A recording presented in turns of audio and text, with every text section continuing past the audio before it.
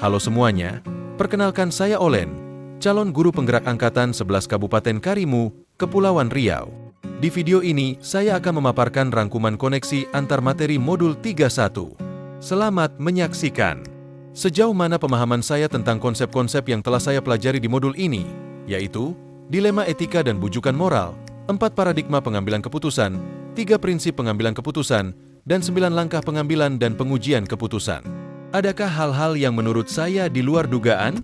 4 paradigma pengambilan keputusan yaitu individu lawan masyarakat, individual versus community, rasa keadilan lawan rasa kasihan, justice versus mercy, kebenaran lawan kesetiaan, truth versus loyalty, jangka pendek lawan jangka panjang, short term versus long term. Pentingnya mengidentifikasi paradigma ini, selain untuk mengelompokkan permasalahan, juga memberikan kejelasan tentang 2 kebenaran dalam dilema yang harus dihapadi dan diatasi. Saya juga sudah memahami tentang 3 prinsip pengambilan keputusan yang terdiri atas 3 prinsip, yaitu berpikir berbasis hasil akhir, ends-based thinking, berpikir berbasis peraturan, rule-based thinking, berpikir berbasis rasa peduli, care-based thinking. Konsep lain yang sangat penting adalah 9 langkah pengambilan dan pengujian keputusan yang sangat detail dan terstruktur dan juga memudahkan dalam mengambil keputusan karena runut dan terpola dengan baik. 9 langkah tersebut adalah 1. Mengenali bahwa ada nilai-nilai yang saling bertentangan dalam situasi ini. 2. Menentukan siapa yang terlibat dalam situasi ini. 3. Kumpulkan fakta-fakta yang relevan dengan situasi ini. 4. Pengujian benar atau salah yang terdiri atas uji legal, uji regulasi, uji intuisi, uji publikasi. 5. Pengujian paradigma benar lawan benar. 6. Melakukan prinsip resolusi yang terdiri dari 3 prinsip berpikir yaitu berpikir berbasis hasil akhir, ends-based thinking, berpikir berbasis peraturan, rule-based thinking, berpikir berbasis rasa peduli, care-based thinking. 7. Investigasi opsi trilema. 8. Buat keputusan. 9. Tinjau lagi keputusan dan refleksikan. Bagaimana filosofi Ki Hajar Dewantara memiliki kaitan dengan penerapan pengambilan keputusan sebagai seorang pemimpin? Semboyan yang berbunyi Ing Ngarsa Sung Tulada, Ing Madya Mangun Karsa, Tut Wuri Sayayani yang artinya di depan menjadi panutan, di tengah membangkitkan semangat, dari belakang memberikan motivasi. Azas Ing Ngarso Sung Tulada yang berarti di depan memberi teladan, memberi pengaruh pada pengambilan keputusan sebagai pemimpin pembelajaran, yaitu seorang guru hendaknya memberi contoh, menjadi teladan, dan panutan bagi murid dalam mengambil keputusan.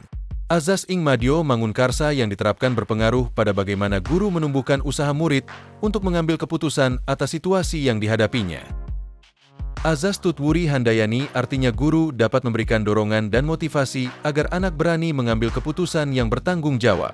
Kita hanya perlu menuntun segala yang ada pada anak, mengarahkan dan memberi dorongan supaya anak dapat berproses dan berkembang. Dalam proses menuntun, anak akan diberi kebebasan.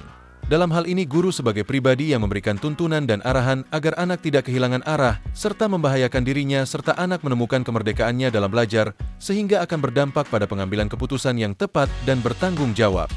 Bagaimana nilai-nilai yang tertanam dalam diri kita berpengaruh kepada prinsip-prinsip yang kita ambil dalam pengambilan suatu keputusan? Nilai-nilai yang tertanam dalam diri seorang pendidik tentunya adalah nilai kebaikan, kejujuran, tanggung jawab, disiplin, toleransi, gotong royong, dan nilai kebaikan lainnya. Nilai-nilai atau prinsip-prinsip inilah yang mendasari pemikiran seseorang dalam mengambil suatu keputusan yang mengandung unsur dilema etika. Dalam pengambilan keputusan tentunya harus berdasarkan prinsip pengambilan keputusan. Ketiga prinsip ini seringkali membantu dalam menghadapi pilihan-pilihan yang penuh tantangan yang harus kita hadapi sebagai pemimpin pembelajaran. Ketiga prinsip tersebut adalah 1. Berpikir berbasis hasil akhir, ends-based thinking. 2. Berpikir berbasis peraturan, rule-based thinking. 3. Berpikir berbasis rasa peduli, care-based thinking. Bagaimana kemampuan guru dalam mengelola dan menyadari aspek sosial emosionalnya akan berpengaruh terhadap pengambilan suatu keputusan khususnya masalah dilema etika? Dalam pengambilan keputusan yang bertanggung jawab, diperlukan kompetensi sosial emosional seperti kesadaran diri, manajemen diri, kesadaran sosial, keterampilan relasi, dan pengambilan keputusan yang bertanggung jawab. Sehingga diharapkan proses pengambilan keputusan dapat dilakukan secara sadar penuh, mindful, terutama sadar dengan berbagai pilihan, konsekuensi yang akan terjadi, dan meminimalisir kesalahan dalam pengambilan keputusan. Bagaimana materi pengambilan keputusan berkaitan dengan kegiatan coaching, bimbingan, yang diberikan pendamping atau fasilitator dalam perjalanan proses pembelajaran kita, terutama dalam pengujian pengambilan keputusan yang telah kita ambil. Apakah pengambilan keputusan tersebut telah efektif? Masihkah ada pertanyaan-pertanyaan dalam diri kita atas pengambilan keputusan tersebut? Hal-hal ini tentunya bisa dibantu oleh sesi coaching yang telah dibahas pada sebelumnya. Coaching membantu guru untuk memaksimalkan potensi yang dimiliki dan memecahkan permasalahan saat menjadi pemimpin pembelajaran.